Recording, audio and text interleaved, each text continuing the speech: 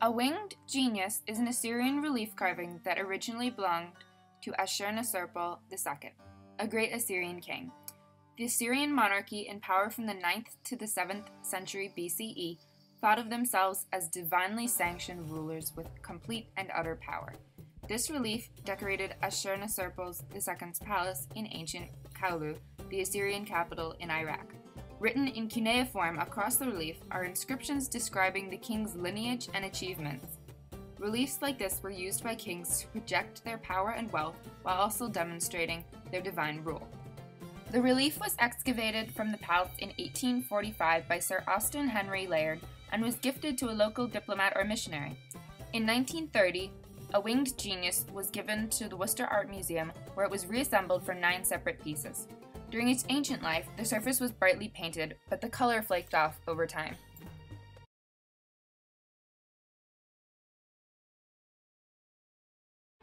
The stone carving, Prince Arkankar slaying his enemies, was created between 25 and 41 CE and characterizes the Second History Period, organization and reorganization of human societies.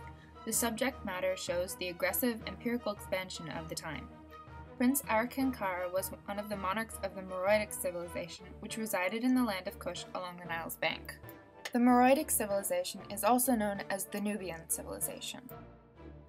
The work is a hybrid of Meroitic and Egyptian art, an outcome of the trading between Meroitic cities, Egypt, Greece, Rome, and the Near East.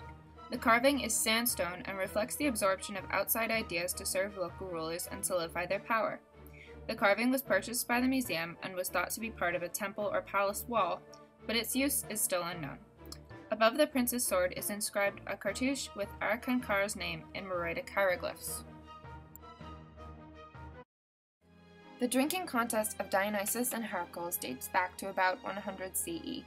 It was discovered in an ancient villa in Antioch, a long-lost city that was one of the 4 great cities of the Roman Empire. The Worcester Art Museum, along with 4 other institutions, began excavating in the 1930s. From the first Roman period of the city, the floor mosaic depicts a mythical competition between Dionysus, the god of wine, and Heracles, a hero of ancient Greece. The subject matter of the mosaic, being Greek, reflects the Roman Empire's borrowing from other cultures. The Roman Empire was more of a mix of its conquered territories, cultures, ideas, and art, rather than an original culture. The mosaic also depicts Silenus, Dionysus's satyr attendant, and Empellus, a child who personifies wine, crowning Dionysus as the symposium or drinking contest's victor.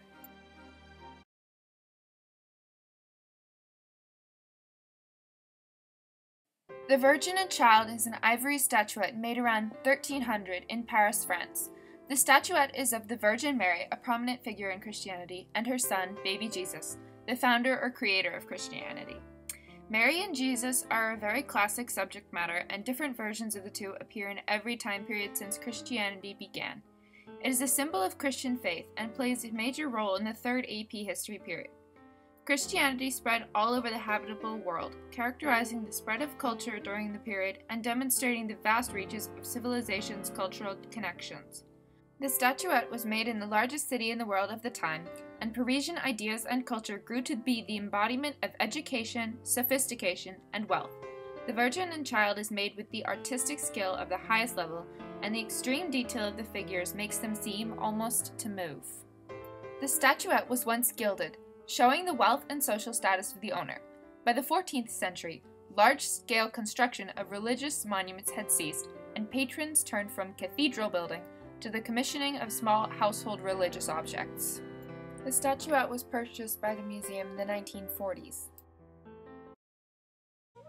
A wakizashi, translating as side-inserted sword, is the short sword of a traditional daisho set. Daisho sets were the primary weapons of the samurai class in ancient Japan. A wakizashi is always paired with a longer sword called a katana. Those swords make up a set.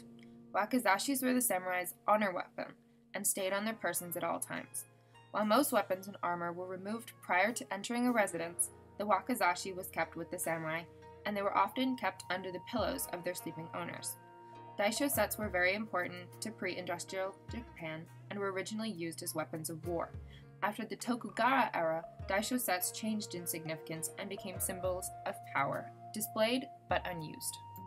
During the Third World History period, samurai played an integral role in Japanese society, first as warriors and protectors, following the strict Bushido code, and later as military leaders, administrators, courtiers, and aristocratic bureaucrats. The sword was originally part of the Higgins collection, but was donated to the Worcester Art Museum when the Higgins collection closed in 2012.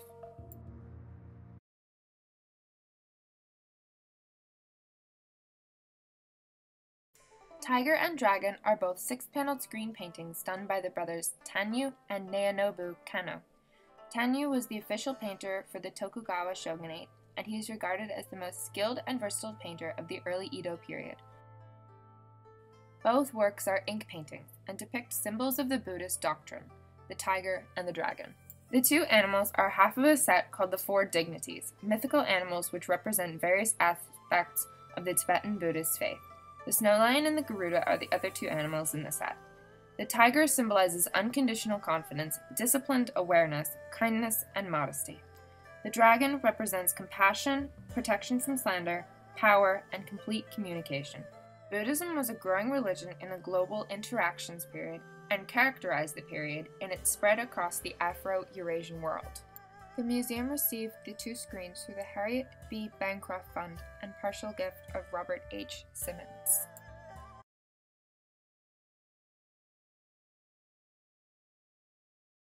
The Payne service was commissioned by Dr. William Payne for his bride Lois Orne. The service was crafted by Paul Revere II, who has gained fame for his role in the American Revolution. He was the messenger who warned the revolutionaries, "The British are coming, the British are coming." Though his midnight ride is his most known legacy, he was also a talented silversmith and crafted the Payne service in 1773. It is known as one of the highest achievements in design and craftsmanship credited to any 18th century silversmith. The Payne service was also the largest single order in Revere's ledgers and is a locally historic set crafted for a Worcester resident. It's comprised of 45 silver pieces, both flat and hollow, and the price originally was €108. The pieces came to the museum through donations from Francis and Eliza Payne, Dr. and Mrs. George C. Lincoln, and Richard Thorndike. A Zulfikar is a split-bladed sword modeled after the original Zulfikar, a legendary sword gifted by Muhammad the Prophet to his nephew. It is a Muslim weapon referenced in Shiite depiction of Ali ibn Abi Talib, Muhammad's nephew. He was the first young male to accept Islam and is also known as the greatest warrior of all Islam, Hazrat Ali, who performed miracles wielding Zulfikar. This connection to the original Zulfikar gives all reproductions of the weapon a cultural significance to Muslims. The sword has a 19th century Indian blade, but the hilt was made in the Mughal era of India around the 17th century. The sword was originally part of the Higgins Armory Museum collection, but upon its dissolval on December 31st, 2013, all the pieces of the museum were given to the Worcester Art Museum, including the Zulfikar.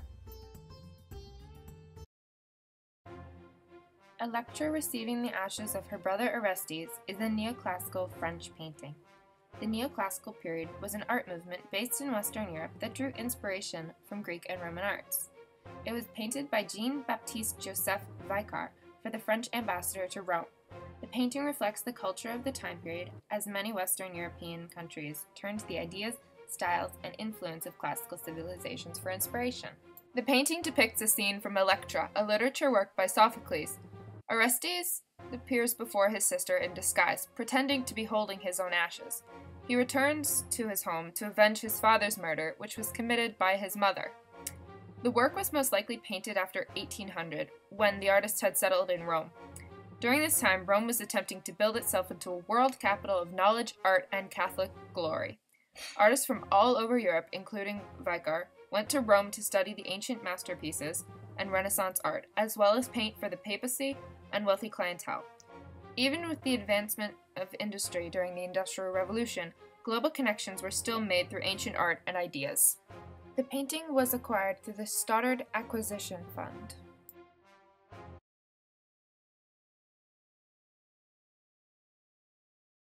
A painting done by John Singer Sargent in 1905, Lady Warwick and Her Son, is a classic example of post-impressionist art. An American painter, Sargent studied and worked in England. He worked a lot with the landed gentry, a social caste which all but died out during and after World War I. Lady Warwick and her son was painted only 8 years before the start of the Great War, and offers a view into a long-gone Edwardian society.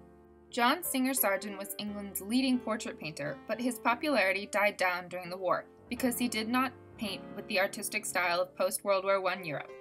He was regarded as a relic of the Gilded Age, and his work serves to remind of a culture torn down by war.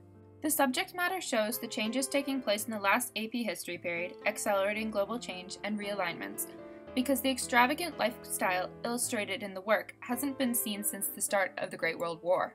The painting was a museum purchase in the early 1900s.